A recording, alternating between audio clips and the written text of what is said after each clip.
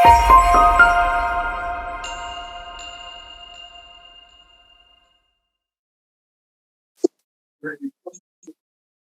consent agenda items 3-4.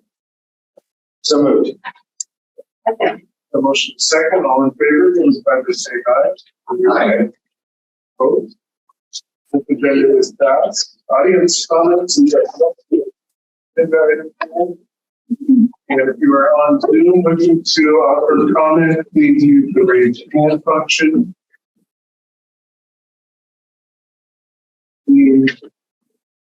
Nobody either. We will move. Commissioner, good afternoon, everyone. I think I finally cooled down from being outside. I'm sweating. But that was nice to have that groundbreaking ceremony this afternoon. So thank you for attending. Thanks for everybody to be there. Thanks for Kevin and Shannon, especially for organizing and setting it all up. There's a lot of effort involved. And it also included our field staff, Ron and a bunch of our guys for distribution and all the stuff out there. So thanks for putting that together. It was much appreciated. We had a bunch of staff coming out, so that was good. And now we can get going on the project. Mark will be doing regular updates on the building project going there. Yeah. All right. So what else is going on this Sunday? Is our Employee Association picnic in Anacortes. I think Shannon sent a reminder email yesterday, possibly. So if you haven't signed up or RSVP'd, please do so. Water workshop. I think the agenda is supposed to be coming out soon. So heads up on that. And then a couple of other items. So the state auditor's office is continuing their audit, and their exit conference is scheduled for September 12th at 3:30. So that's before our next meeting. I think you've got invitations from Brian. So if you will notice it as a regular meeting, assuming that all three of you are going to come, right? No issues with that? Okay. All right. We had our first budget related meeting this afternoon where we talked about our CIP. So that we'll start to share more information with that in the coming weeks. And then our budget hearing is slated for the first meeting in October. And you'll get the packet, the draft budget before that. So we're starting to work on that right now. Last week, we did elected officials tour of Judy Reservoir on August 10th.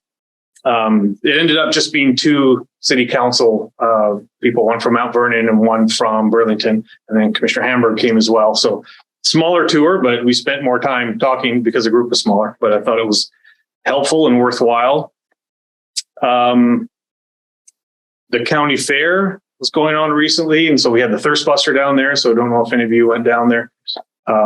There wasn't anybody stationed at the Thirst Buster, but it was there. Kevin went to go check on it every day to make sure it was polished up and clean and operating. And again, we had some staff that had to go there and fix a couple of things every once in a while, but we got a lot of good comments from having that there.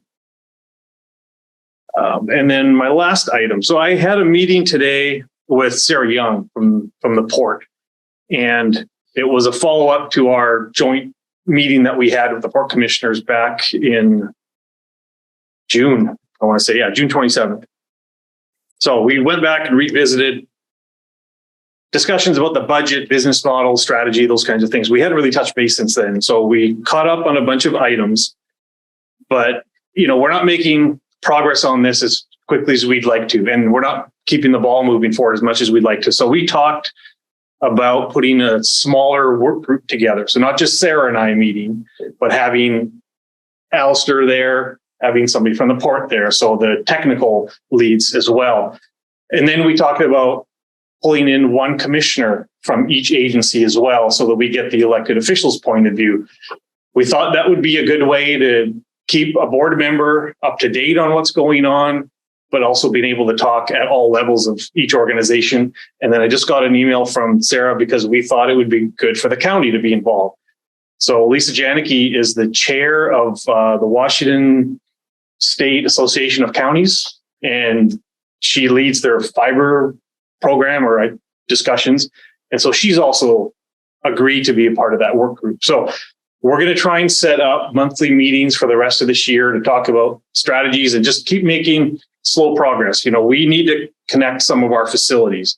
We need to decide what the best option is for Skagit moving forward. Is it a state-run ISP, or is it partnering with somebody like Ziply? So there's some options, but we need to kind of flesh those out, but keep regular conversations going. So we're trying to schedule our meeting in the beginning of September, our next one. And so I told her I would bring it up today and see if anybody's interested in being a part of the work group. Yeah, I'm definitely interested.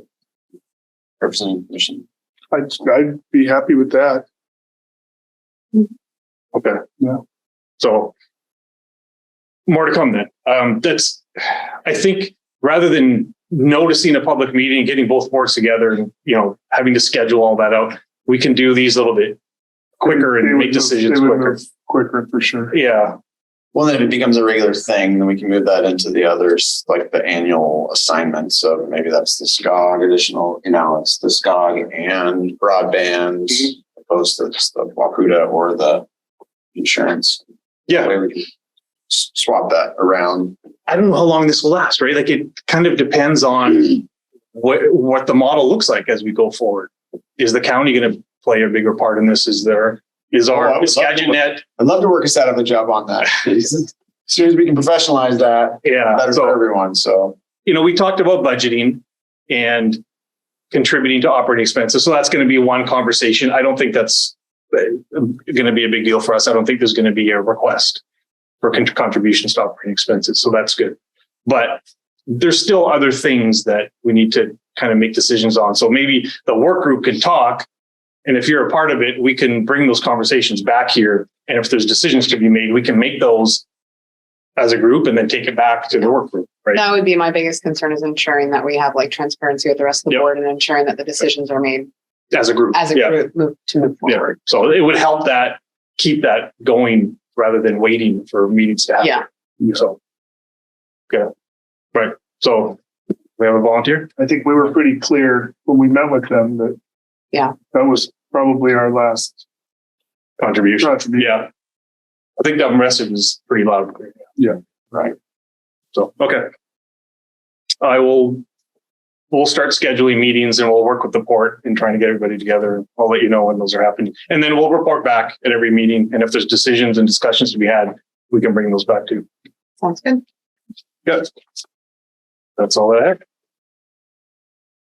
All right. So next up we have Alistair with IT. And apparently I'm going to be participating in monthly meetings. Everybody finds out at the same time. Yeah, that's right. It's a package deal. Yeah. Good afternoon, commissioners. Thank you for having me. Just to give you an update on what we've been doing since we last met. Briefly, some of the projects we've been working on last week or a week before last, Vivian got our North Star customer information system and our Kayenta financial system talking to one another in a much more expedited fashion. Prior to the integration, anything that took place from the customer service end, it took about a month or so for all of that data that would be collected and it would get transferred over into Kayenta. Since the integration, now anytime we do any financial transactions within North Star, it's immediately being updated in Kayenta. So we've really improved the operational efficiency between the two systems. And according to some estimates, with it being done in-house, we've probably saved roughly about 150,000 from having Kayenta and North Star doing it themselves. So we're really, really excited about that integration piece, and we're continuing to monitor it, make sure that it's working as expected. SCADA security detection, we implemented Clarity a couple of months ago, but we've been teasing everything out, getting all the integration connected. And what Clarity is doing is it's giving us the opportunity to take a look at all of our SCADA systems to detect any vulnerabilities and also to see any anomalies that may have taken place for us to go in and to do any mitigation. So it's really just kind of an endpoint detection system for the SCADA side of the house. Very similar to what we're doing with CrowdStrike. So we're real happy to have that in place. And now we have an extra layer of security on the SCADA side that we did not have previously. The data center build. So we've been working with BHC consultants to come up with a design and a site placement for the data center that we're going to put at the water treatment plant. The picture isn't as clear as I would like. Oh, yeah, there we go. But that being the treatment plant there, we've got two site options. The first option is here next to the parking lot, right across or adjacent to the treatment plant there. And the second site option is a little further up here next to this maintenance shed. Just for closeness and proximity to the treatment plant, my preference would probably have been, I can go back, site one. But I think we're going to find that is going to be a little expensive, and that site option two is going to probably be a little less expensive. I don't know yet to what tune, what one is going to be more than the other, but that's what the sites are looking at. So we're going to look to get some more information from BAC to give us all the details and what a build's going to entail and what site we're actually going to be placed at. Again, the preference for us, I think, would be the first one next to the treatment plant and not further up. Just a question on site one, as far as future plant expansion goes, is that a location on which the plant was ever going to expand to, or is that all more towards the settling pond there? No, I think from what I understand, any expansion is going to be up north moving this way. This area here is just some trees next to the drain field. So clearing that out, I don't think it would not interfere with any further expansion. Kind of another advantage of putting it there. It's just really going to be a matter of site prep and seeing how much that's going to cost. And finally, last week I was in Salt Lake City for the annual ISAC meeting, where I was invited to give the presentation that I had given last year. The theme of the ISAC meeting was, united and protecting as one, kind of the overall coming together of a bunch of public sector entities as well as election officials to kind of strategize on how we're going to protect all of our systems from any cybersecurity threats. And a lot of the conference was based around that.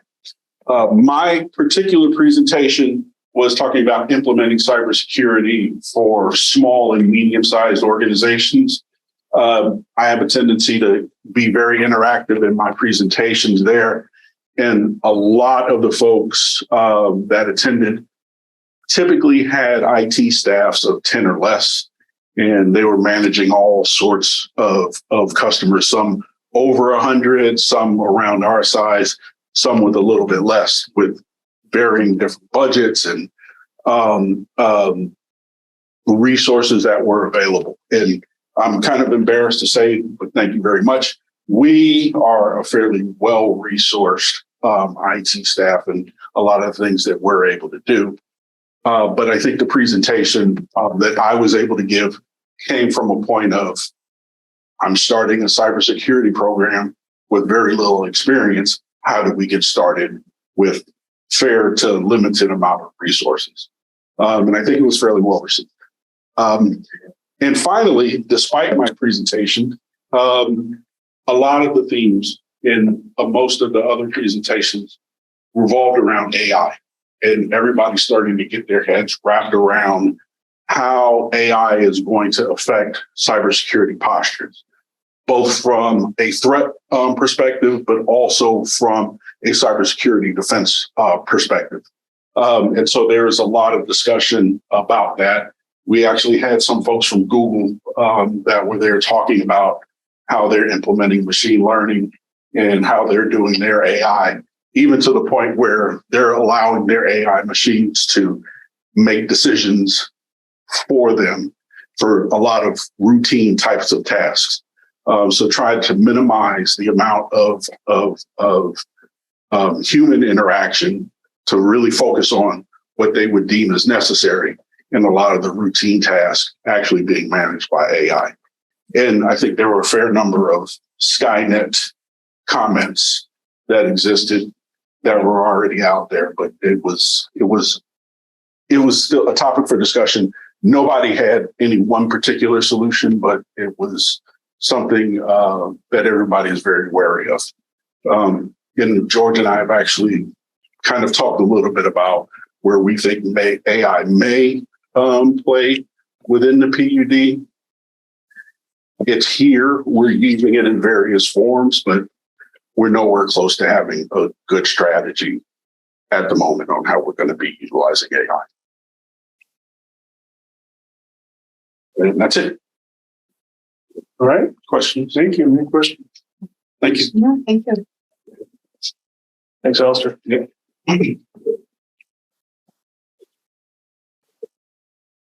All right. So new business. Item 1 is a recommendation to grant Puget Sound Energy an easement for electrical service to parcel number 3675 for the campus replacement administration building. That's actually our project number. Project number. Okay. Yeah, the PN is project. Yeah, thank you. Okay. Not too much to add beyond what the memo says here. We are just trying to get utilities back to the new facility that we just stuck some shovels in the ground for. Thank you for going to that and funding the project and being part of it. The electrical line is going to go down essentially parallel to the northern property line, mostly in the new pavement, but along parallel to that northerly property line. It'll come through back behind the new commission built or the new aqua room and to the electrical panel, and where the portable generator will be, emergency generator will be set. So that's it. And we're likely to have other utilities in that easement, right? Gas. We are, yeah. Gas. Our water line is in close proximity to it as well. We will also be running a fiber line down that way, and there will be gas in there as well, close along that corridor.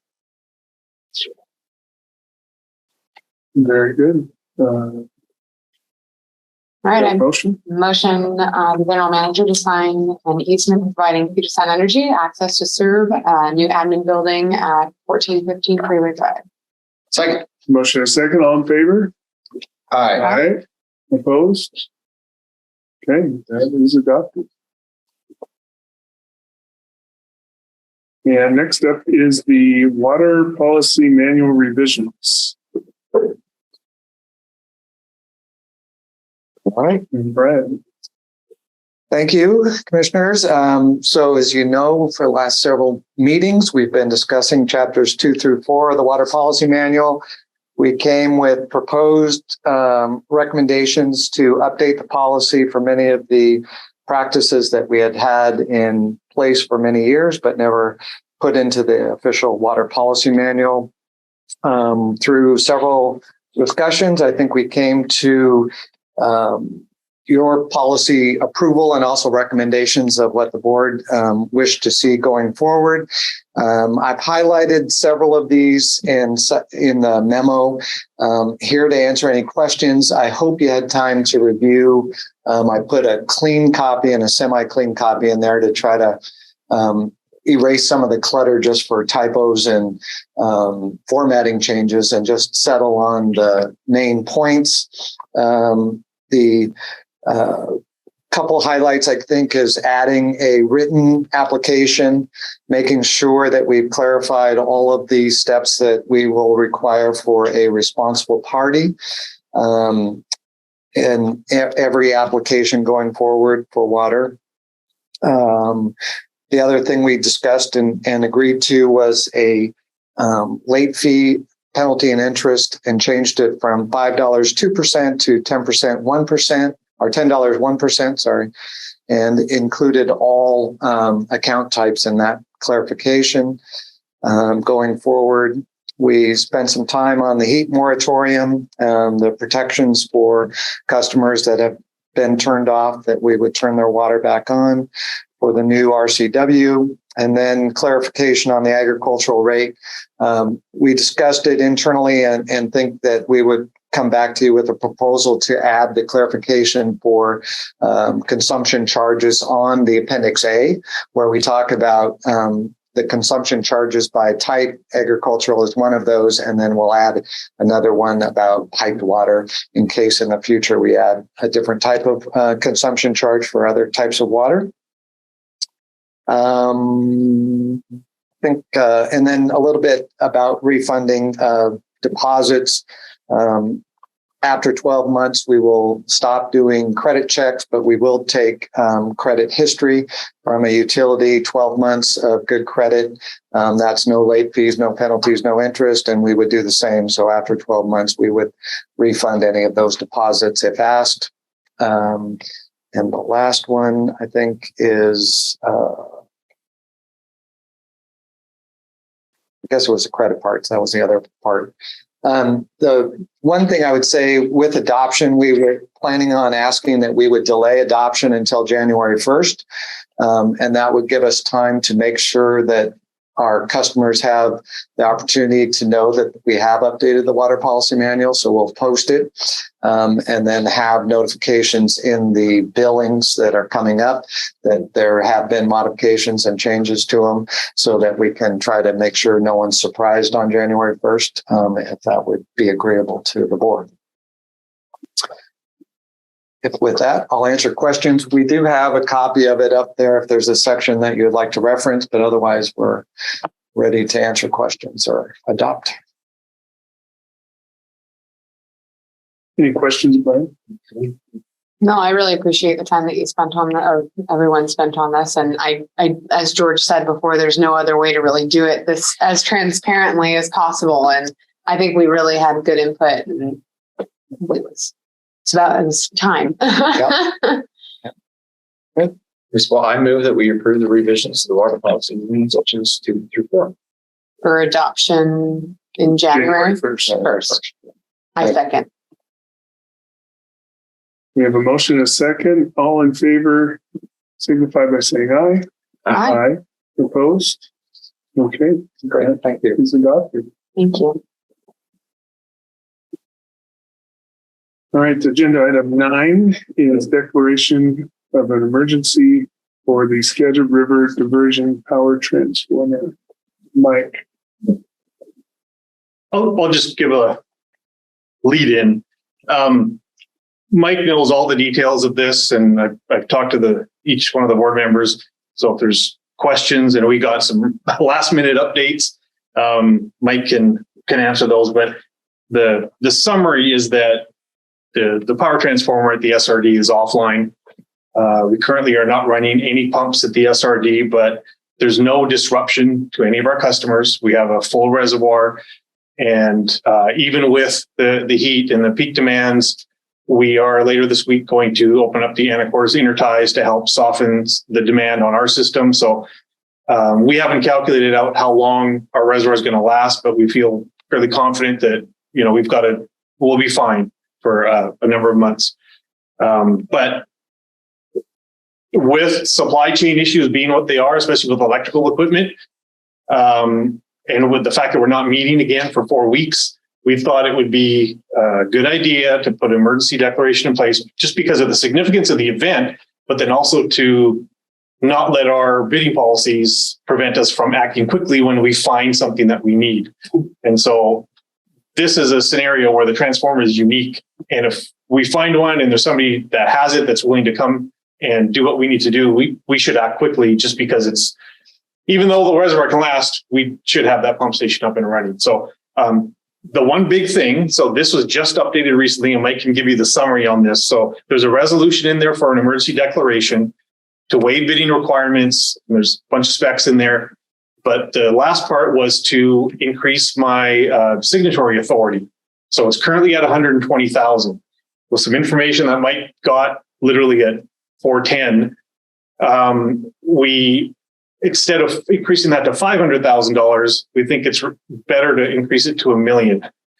We don't think we'll need that whole amount, but Mike can share with you what prices we've got so far. We don't want to fall short of hiring a contractor. So the change is in the resolution. It's to $1 million. So I just wanted to make sure everybody's aware of that. Yeah, thanks, George.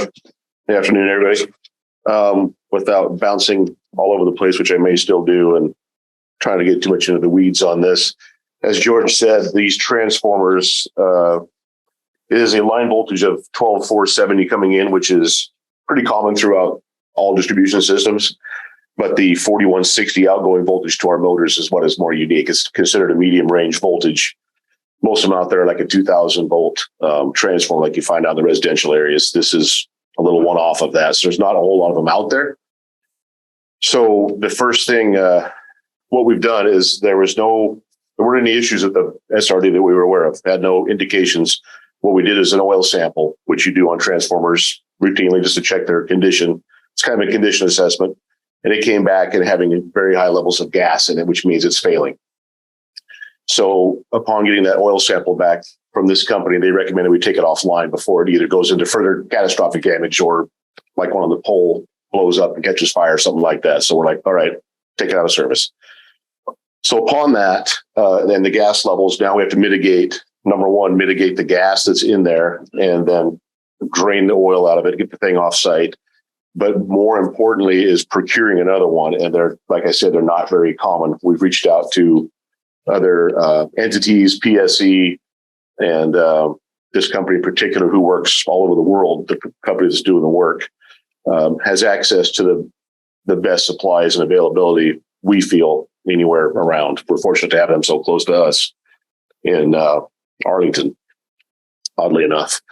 So they were able to source one, I guess you could say. It's a brand new, let's say it's kind of tongue in cheek, a brand new 2001. It's a brand new transformer that's industrial grade, copper wound, insulated transformer that's never had oil in it. Basically, it's brand new on the shelf, just never been oiled up and put into service. So essentially new. That's really the only one out there short of getting one built, which would take at least 40 weeks. And that's just an estimate of 40 weeks. Nowadays, you know if that means 80 or more or 40. So that's our best option at this point, is going with that new used transformer, which they have all the confidence in the world in. But it's still going to take 4 to 6 weeks to get it, and probably a total of 9 to 10 weeks to have it in place and up and running again. So in the meantime, I have contacted other agencies that sell generators and asked about a trailer mount one that puts out 4160. And once again, that's not very common to have a Caterpillar tractor trailer type one. You go plug in somewhere like a backup generator. Typically, those are not of that voltage either. But the company I did talk to does have an alternator that will put that power out, and they're getting me prices on coupling up a motor and an alternator basically to configure one if it came to a situation where we needed to get something out here and basically drop an extension cord and start running a pump. So still waiting for those numbers as well. As George, a lease or pardon? Would that be a lease on that? The generator? I don't know that at this point. That's a good question. It's based on its price there. Again, I think we would need to consider if it's something that we should have anyway in a situation that we can't control. Right. Just even a power outage, or even if we took better water in the wintertime, we can do it on our own diesel power versus electricity. So those are things we'll consider once we get some pricing and availability back. But yeah, I think it would be just a rental type deal or something to begin with. So far we've gotten some pricing on the replacement transformer. But without them being here to do a site visit yet, we don't know what it's going to cost to take that one out. Like I said, it might be a third party that might have to come in to degas and de-oil it. And then we don't know if the pad mount is the same, cables are good, all those kind of things are unknown until they do a site visit. So that'll be on top of what George is referring to. We have one number based on the transformer and getting it here on site, but they can't really give us the second half of the bid until they get out here and look at what we have. So that's kind of where we at. We just kind of want a lump sum to work out of, and we got to get the ball rolling. And basically, yes, tell them we want this thing procured before it's basically what they say is taken off the market, because so few of them out there. All it takes is somebody else needing one, and that one's gone. Then we're right back to waiting 40 weeks. So What's the warranty they're willing to provide for the new used unit? what I briefly read in here, it said 3 years, but I guess it's important too. I said I was going to bounce around. The transformer we have in place now, after looking at the model numbers and the information and giving it to them, this probably isn't going to surprise you, but the company that made it is no longer in service. The type of transformer that's in there is a residential grade. So they're kind of like a 10 to 20 year life, and they're kind of disposable and you replace it. Where we're going to go to an industrial grade that is meant for this type of a heavy load or factory motor kind of industrial type use versus a residential tap use where you're just distributing the houses. So the internal components of this thing honestly weren't designed to do this process anyway. This transformer should have lasted 50 years in a normal environment if it was the right one, but looking at the information on it and talking with this company, it's basically been probably self-destructing since day one.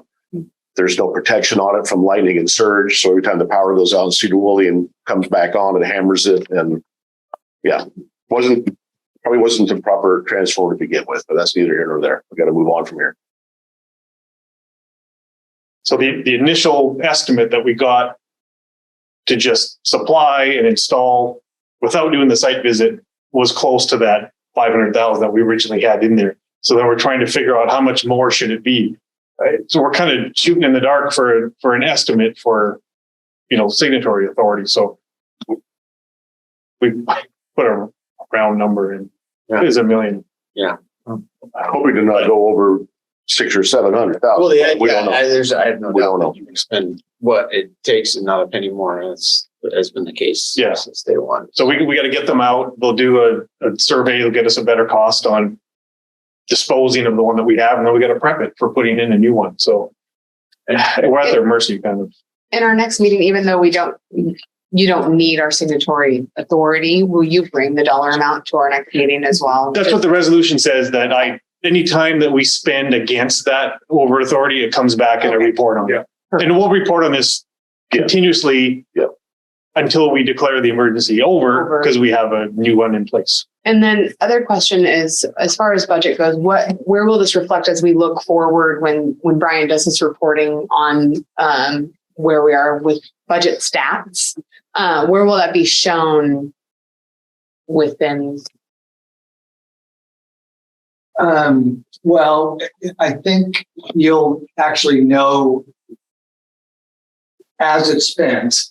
George will keep you informed. I mean, as soon as we have any concrete numbers or as soon as we get it, I guess as where it'll show up is when the timing, if I'm understanding your question right, the timing will be, at the end of the year, going into the budget, I'll estimate revenues and expenses so that you'll see where we'll end up on reserves going into the next year. Yeah. This is obviously unexpected. We're still not sure how much of that will be spent in the next week or months, although it's going to happen soon. So I think this will come out of 23 and it'll be, we could do a budget amendment too, but we're going to be at the very end of the year for that dollar. But I'll try to do an update on what we anticipated and then what we actually spent and then how it rolls forward into the CIP and then going forward. So Okay, great. it'll be part of that discussion.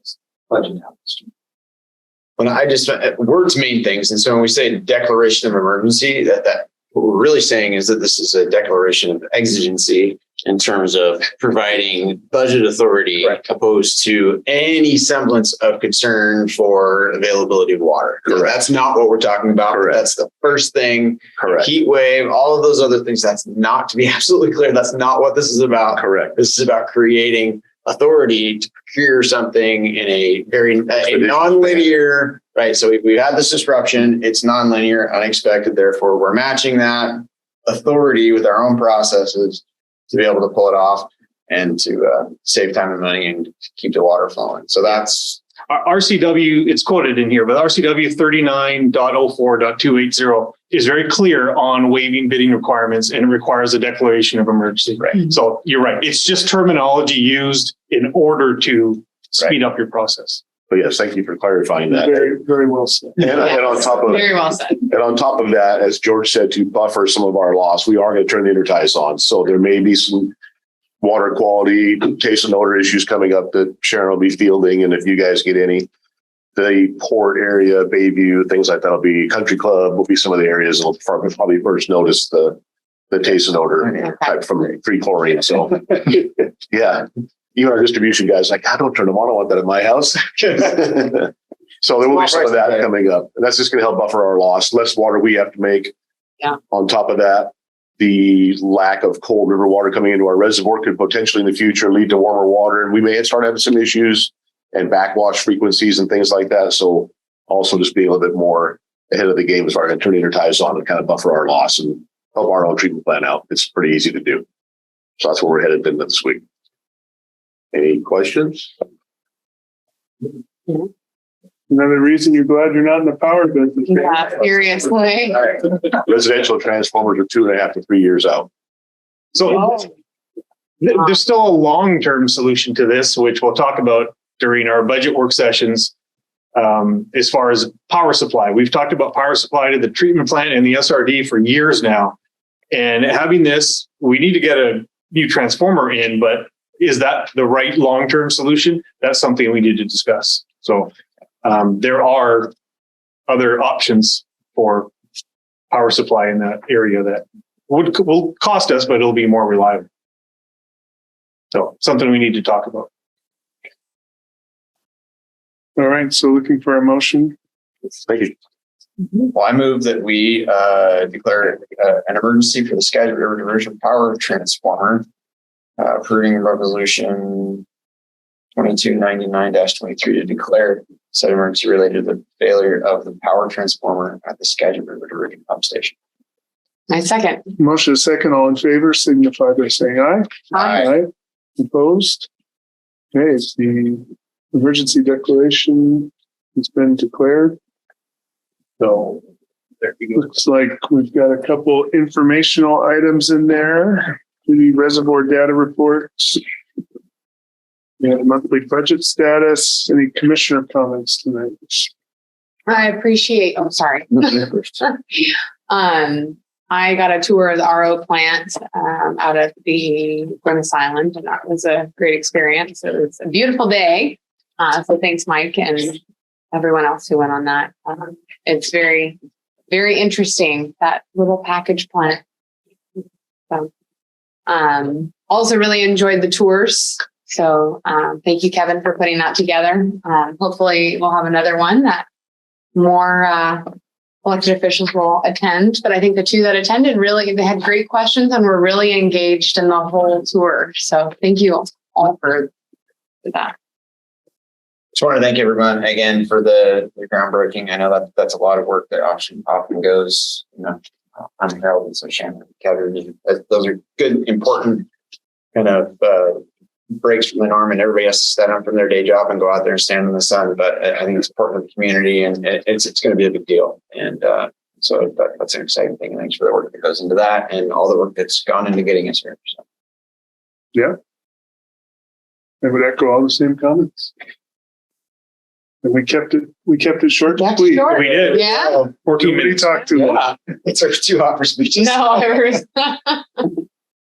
So at this time, we are going to convene an executive session to discuss a potential real estate purchase for RCW 4230.110, approximately 15 to 30 minutes. Reconvene at say 5:40. Okay, and we will reconvene at 5:40 p.m.